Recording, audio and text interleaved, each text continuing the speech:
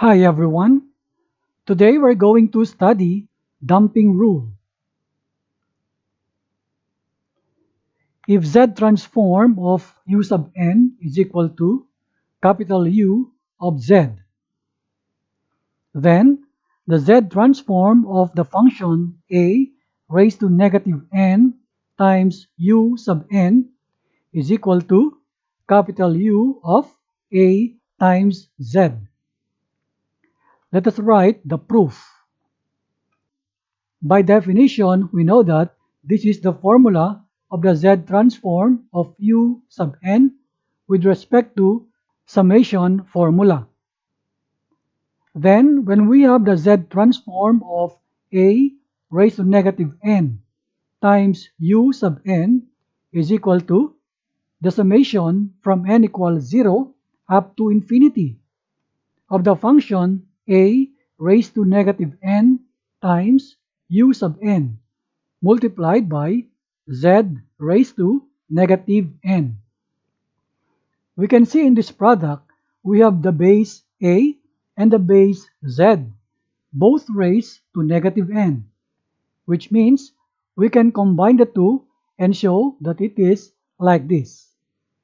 By definition of the U, we will write capital U of AZ.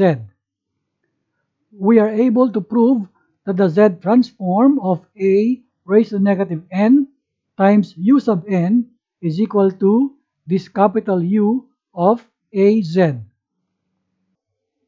The geometric factor A raised to negative n, when absolute value of A precedes 1, dumps the function U sub n, hence the name damping rule. We have this formula now. By this idea, we can conclude also that the Z transform of A raised to positive n times U sub n is equal to capital U of Z over A. We will see the significance of this formula in the succeeding examples. Example 1.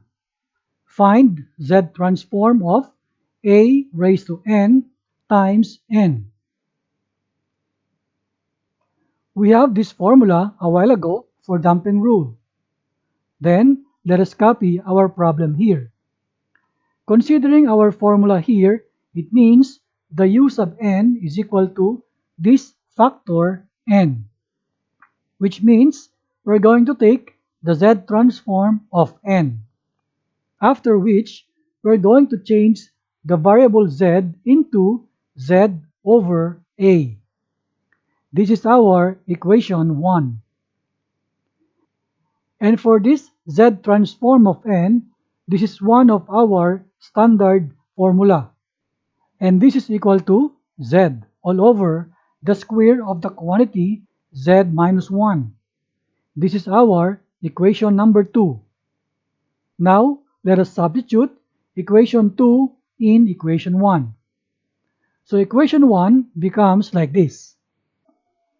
And the next step is the Z value here we will change by Z over A. And later we will simplify.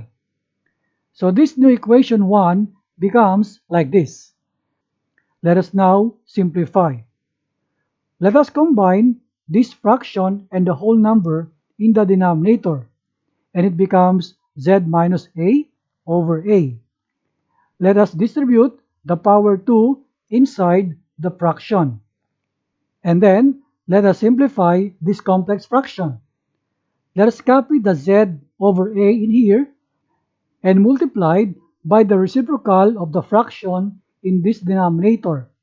So A squared over the square of Z minus A. We can see that we can cancel this A with the A squared. Then we multiply this A here with a Z in the numerator. So final answer, AZ all over the square of the quantity Z minus A. Example 2. Find Z transform of A raised to n times n squared. we write the formula of our dumping rule. Let us copy the problem down here. Looking at our formula here, it means the u sub n is equal to this n square. So what we'll do, we will take the z transform of this n square. After that, we will change the z value by z over a. We consider this to be our equation 1. Let us now evaluate the z transform of n square. This is one of our standard value, and this is equal to the z square plus z all over the cube of z minus 1. This is our equation 2.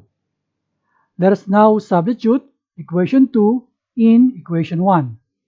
So equation 1 becomes like this. At this point, we will now change all z value by z over a. Let us now simplify this complex fraction. In the numerator, this power 2 we will distribute to the z over a. While in the denominator, we will combine the z over a minus 1 into one fraction. It becomes like this.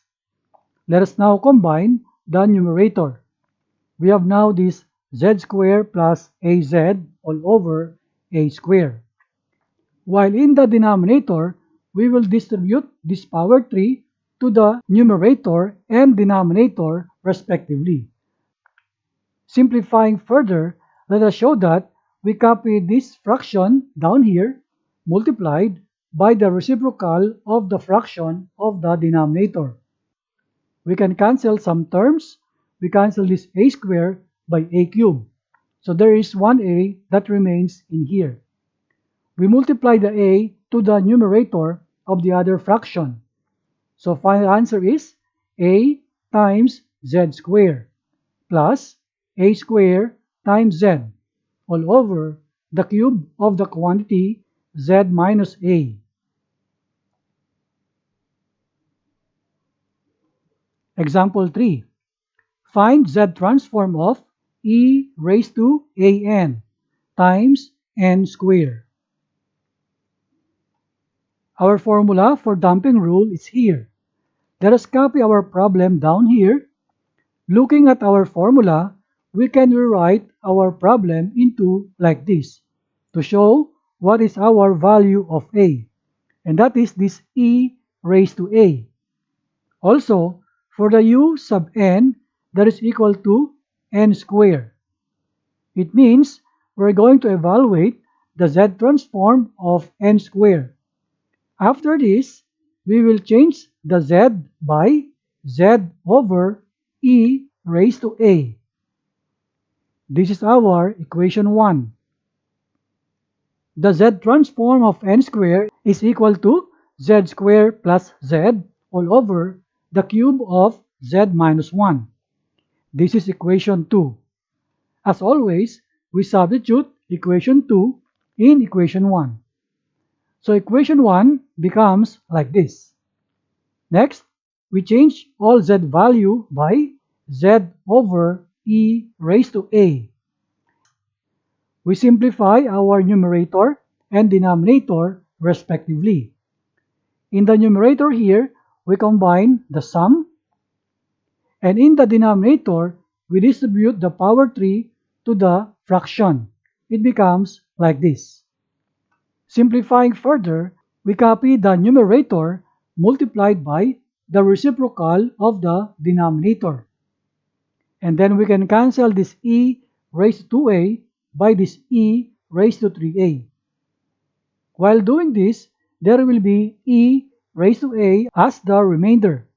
So this e raised to a will be multiplied to the numerator of the other fraction.